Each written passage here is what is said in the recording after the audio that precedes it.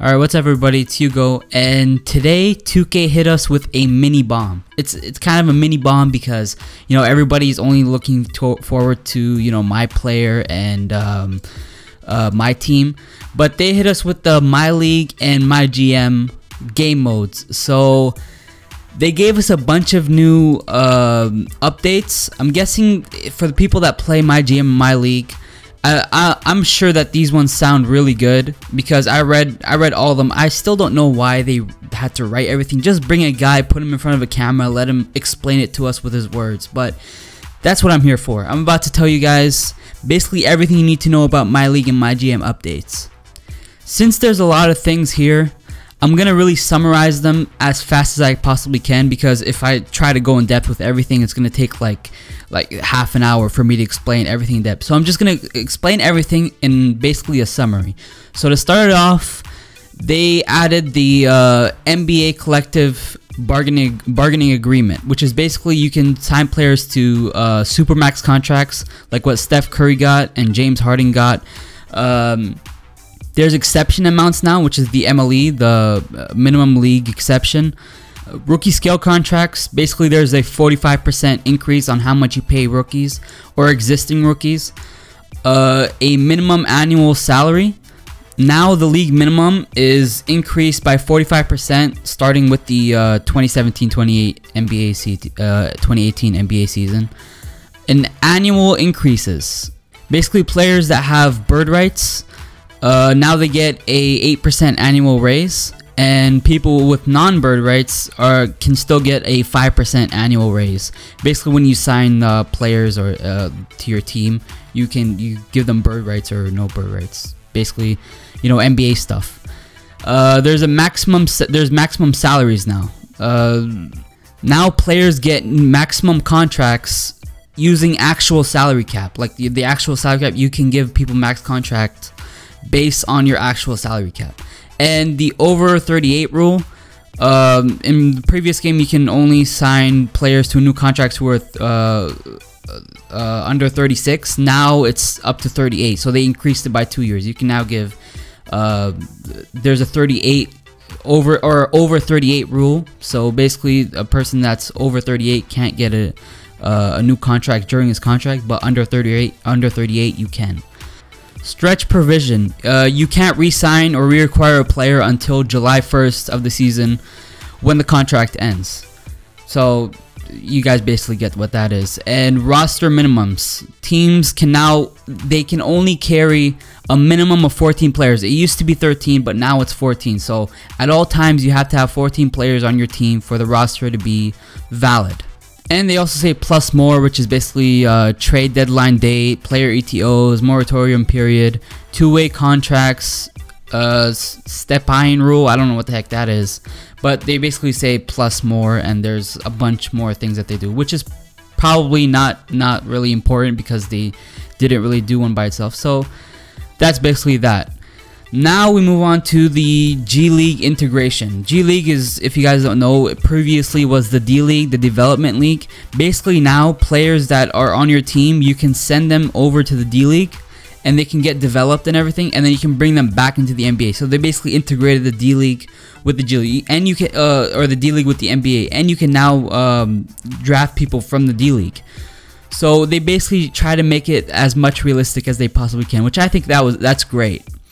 Because now you can develop players in the D League and then bring them over to the NBA. So that's a good thing. And there's two-way contracts. Now players that are in the D League, or G League I should say, now they can get contracts from the G League and contracts from the NBA, so that you can, it's basically a two-way contract. Whenever you want to take them out and bring them into the NBA, they'll still be getting paid from both the D League and the NBA. So that's basically what a two-way contract is. Free agent moratorium. This is kind of like one of the most realistic things that's happening in the NBA right now. If you guys know that there's a lot of rumors in the NBA that happens, and there's a lot of speculations and players saying that they're going to sign with this team and that team. Basically, the free agent moratorium is kind of like the free agent rumors of the actual NBA. Basically, players are going to be saying which team they want to sign to, which team they prefer, and there's going to be a bunch of rumors from the media saying that this player is going to sign with this team. So basically they're trying to make it like an actual free agent moment where all these players start or people start speculating where all these free agents are going to go. Then there's international draft prospect stashing. Basically you can sign a player that's from an international team, and they'll tell you how many years he has left internationally until he'll come to the NBA, and basically you can stash him until he's done playing in the international league. Then when he's done with his contract internationally, he can come over to the NBA and you'll have the rights to him and you can sign him into the NBA. That's basically an international draft prospect stashing, which I think is a smart idea. Now this one is probably one of my most favorite ones that 2K has made so far. It's the analytics tool.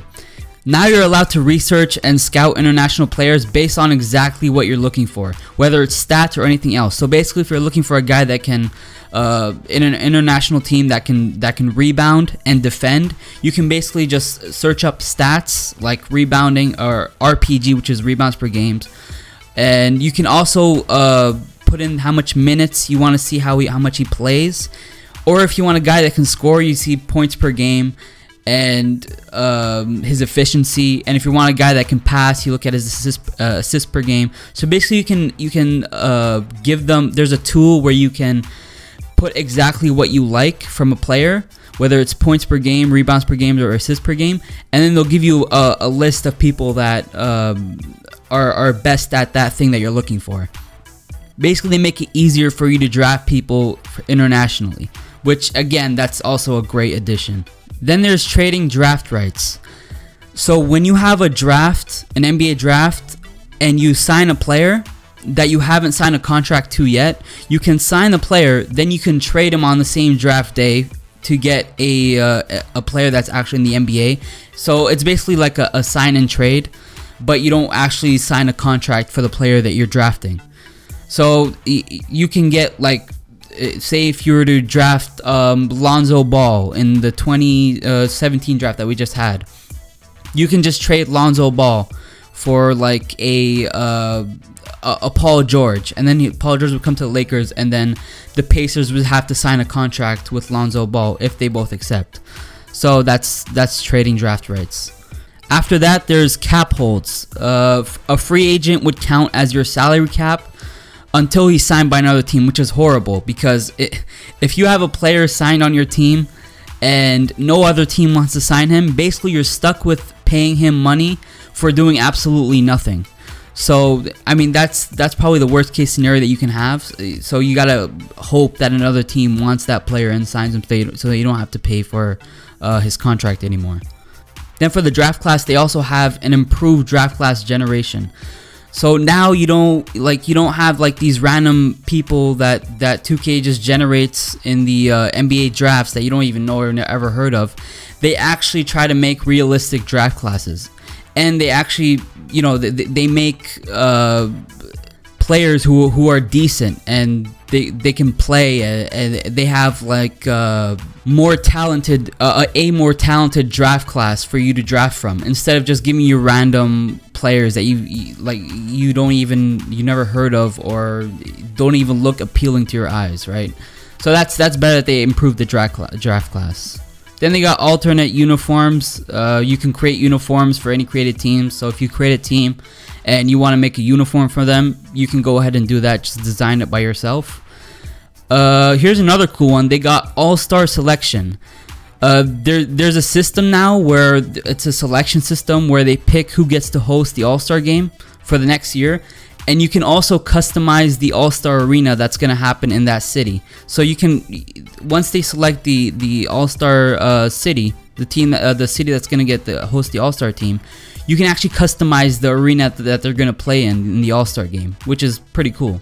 Also with the uniforms, there's an alternate uniforms for created and relocated teams. So if you rebrand a team or create a new team, you can make alternate uniforms for them, basically just like the other one. You can just create and design your own uniforms for the alternate uniforms.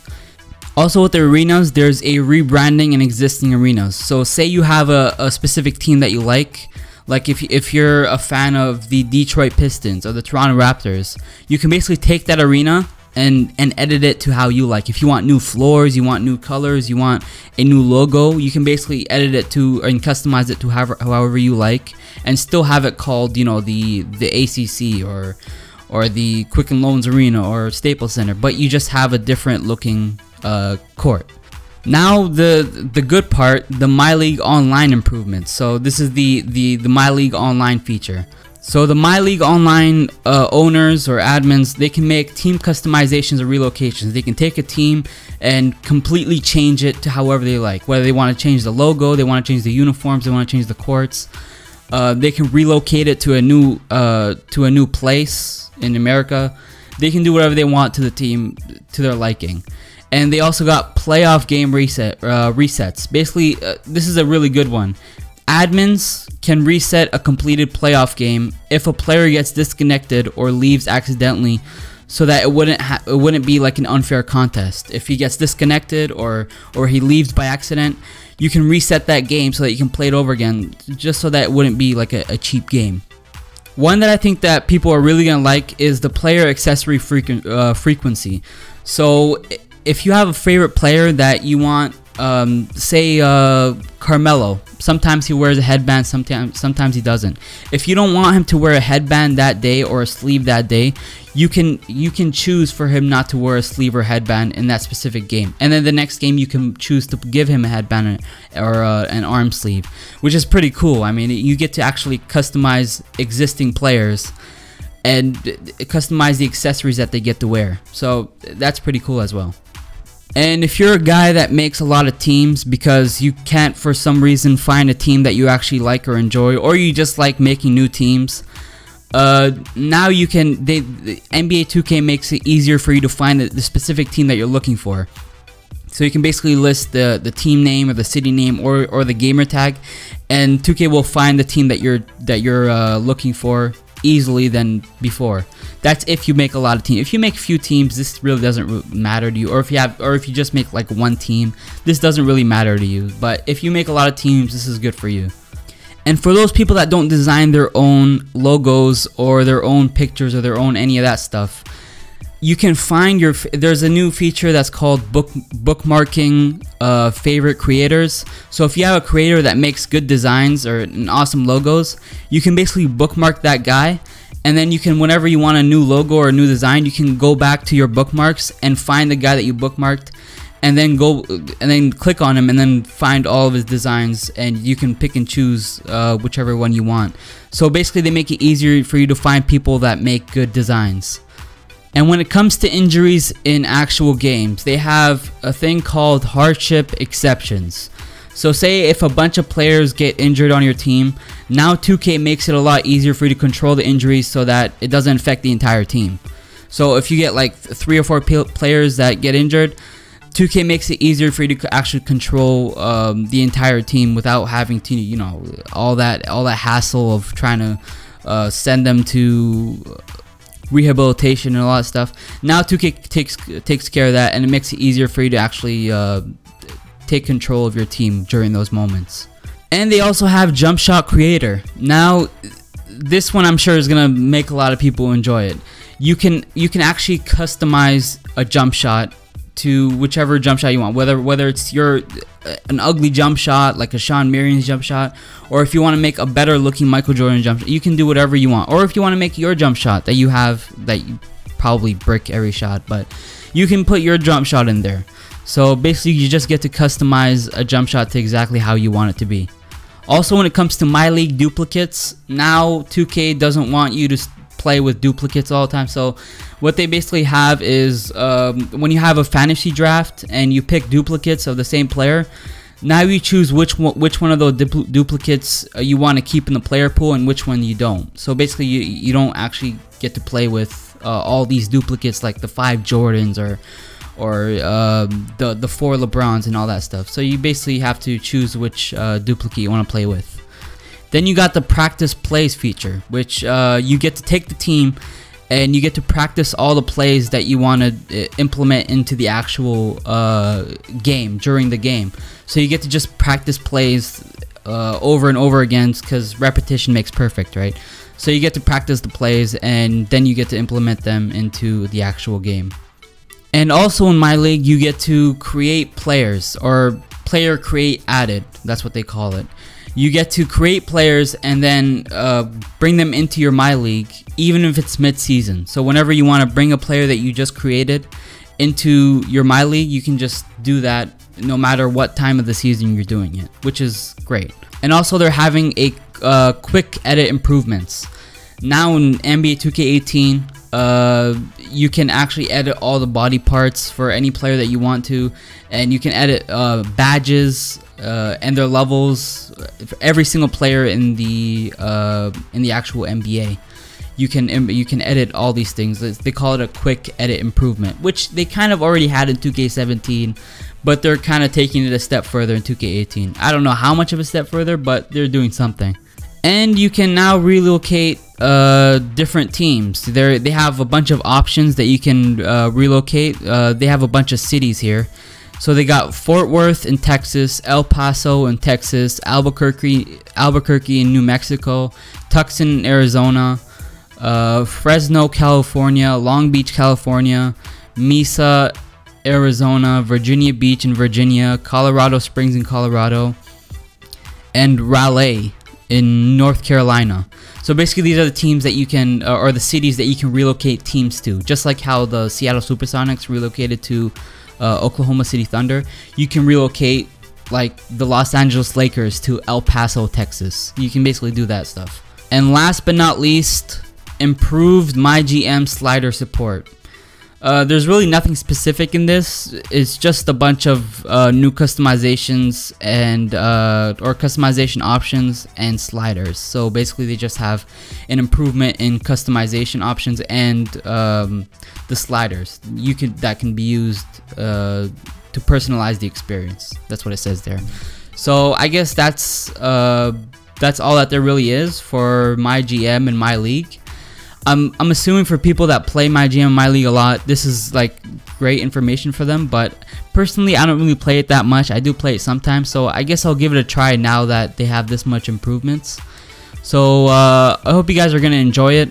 I hope you guys enjoyed this video. I hope it was very informational, because I know that I don't really like reading through all these stuff. I had to, because I'm making a video about it. So hopefully you guys didn't have to go through the hassle of reading everything and understood everything by this video. We'll be making one for my team and MyPlayer whenever it comes out. If they also give us writing information, I'll be sure to give you guys summarize the information that they give for those game modes as well. So if you guys like this video, please leave a like. Comment whatever you want to comment. I don't really care what you want to comment. Just comment, alright? And I'll see you guys in the next video. Thanks for watching. Bye-bye.